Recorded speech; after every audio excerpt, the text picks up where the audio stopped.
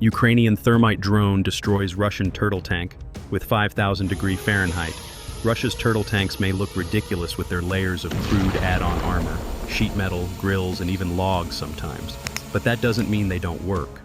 All that extra protection might make the up-armored vehicles slow and difficult to steer, but it can also blunt the effect of the explosive first-person view drones that are everywhere all the time along the 800-mile front line of Russia's 3-year wider war on Ukraine, which is why Ukrainian drone teams are scrambling to find new ways through the layers of do-it-yourself armor.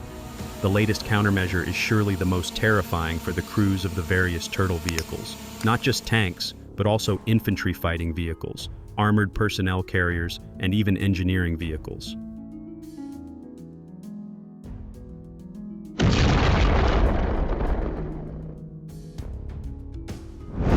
Some Ukrainian drone operators are slamming thermite-spewing Dragon drones onto Russian turtle tanks in order to burn through the extra armor with molten incendiary burning as hot as 5,000 degrees Fahrenheit.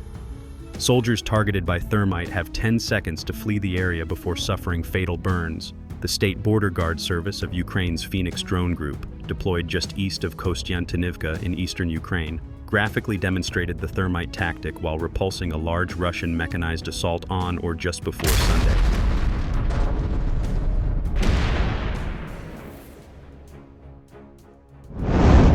The Phoenix team knocked out 2 tanks, 2 APCs, 2 IFVs, and an engineering vehicle. The border guards are putting up a worthy resistance. Most of the strikes in the Phoenix group's Sunday video montage involve traditional explosive FPV drones. But in at least one case, the group slammed a thermite drone, normally deployed for fiery raids on Russian encampments and kindle-heavy tree lines, onto the roof of a turtle vehicle. The drone spat its molten metal, quickly burning through the vehicle's top armor. It wasn't the first time a Dragon drone had torched a turtle vehicle. That happened back in October under different circumstances. Rather than colliding with the target, the drone in the fall strike hovered overhead, spewing its thermite downward until the tank was a cinder.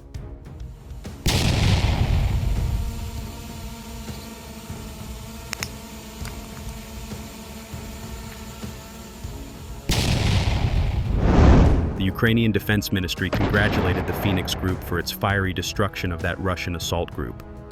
"Great job, warriors," the ministry stated, but blowing up and burning one Russian assault group might not stop the rest of the Russians from advancing. Russian troops outnumber Ukrainian troops in most of the most critical sectors. Kostiantynivka is no exception. Destroy one assault group and 2 more take its place.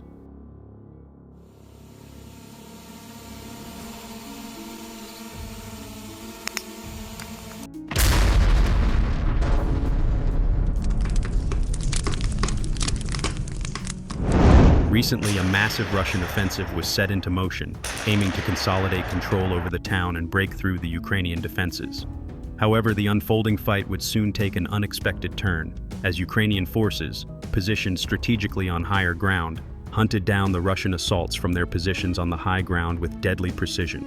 The goal of the Ukrainian forces in this area is to target and eliminate Russian forces trying to enter and consolidate control of Velyka Novosilka.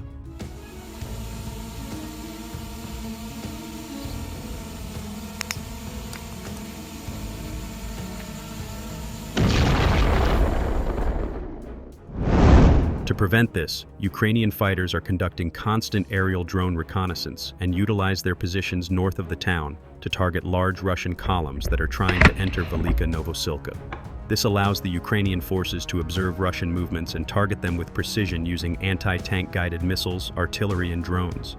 Furthermore, the Ukrainian defenses are further reinforced by the Mokry Yali River and its tributaries, which prevent the Russian forces from directly approaching Ukrainian positions without any form of pre-established crossing points.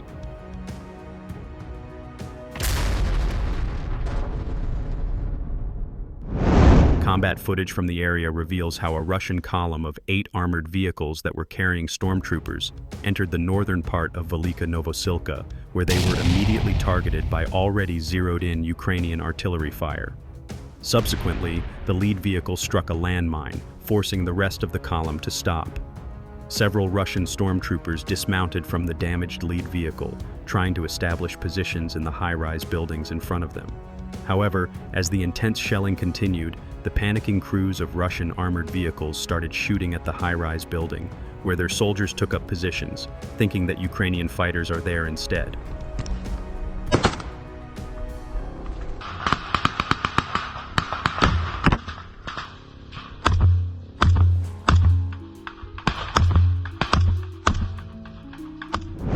Subsequently, additional footage reveals that after the column was finished off by Ukrainian artillery fire, a few Russian infantry squads scattered within the town. However, the Ukrainian drone operators effectively hunted down the Russian fighters that tried to hide in houses and basements, only for the Ukrainian FPV drone operators to demolish their positions and eliminate them, leaving no survivors.